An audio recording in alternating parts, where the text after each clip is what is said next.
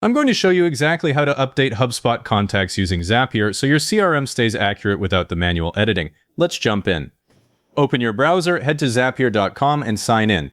The dashboard will load, you'll see your recent Zaps and a big Create button up in the top left. Click that, then choose Zaps from the drop-down. The Zap editor opens with a blank trigger step ready. Every Zap starts with a trigger, and we need that trigger to give us the updated contact info. Click the trigger step to set it up. The search bar appears. Type in the app that's sending the new data, Google Sheets, Typeform, Airtable, whatever you use. I'm going to use Google Sheets for this demo. Select it, and then you'll pick the trigger event. For a spreadsheet, new or updated spreadsheet row is usually what you want because it fires whenever a row is added or changed. Click Continue. If this is a new connection, Zapier asks you to connect your account. Follow the prompts. It's a quick OAuth handshake. After that, choose the specific spreadsheet and worksheet. Then click Continue again. Now we test the trigger. Click Test Trigger, and Zapier pulls in a sample row. If it says no data found, hop over to your sheet and add a row with some dummy info, then come back and test again. You should see fields pop up, first name, last name, email, whatever columns you have. Before you move on, scan the list and make sure the email address is in there. That's non-negotiable, because HubSpot is going to use it to find the right contact.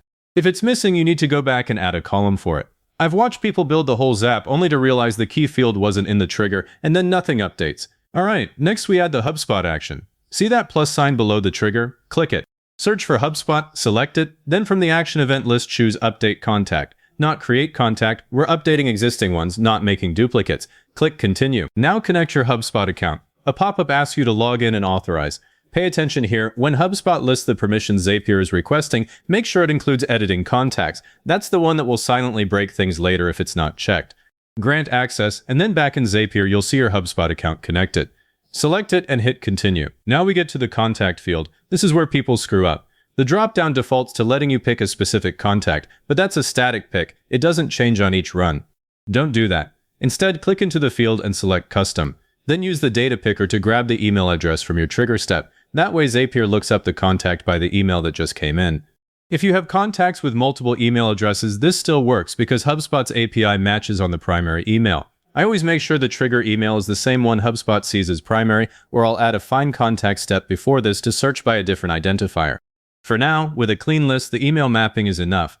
Below that, you'll see all your standard HubSpot properties. Map only the fields you want to update, leave the rest blank and they stay untouched. That's intentional.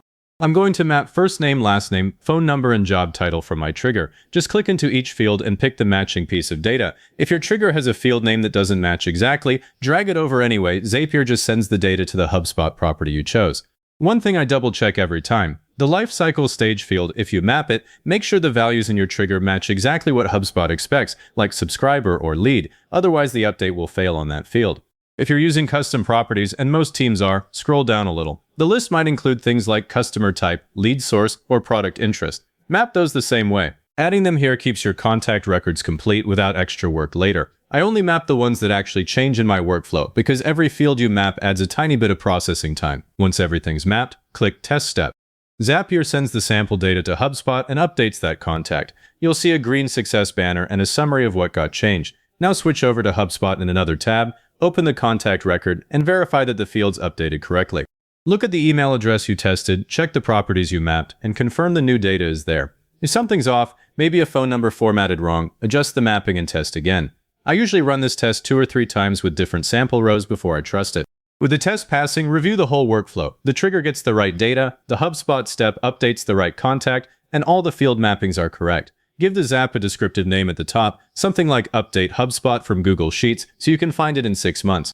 Then click Publish. The toggle flips on and the Zap is live. Now the real test. Go back to your trigger app and update a record that should sync. Wait a minute for Zapier to pick it up. You can watch the Zap history page if you want to see the run in real time. Then open that contact in HubSpot and look. The fields you map should reflect the latest info. If they do, the automation is solid. If not, the history log will show exactly what error came back. It's usually a field value mismatch. That's it. Your contacts now update themselves.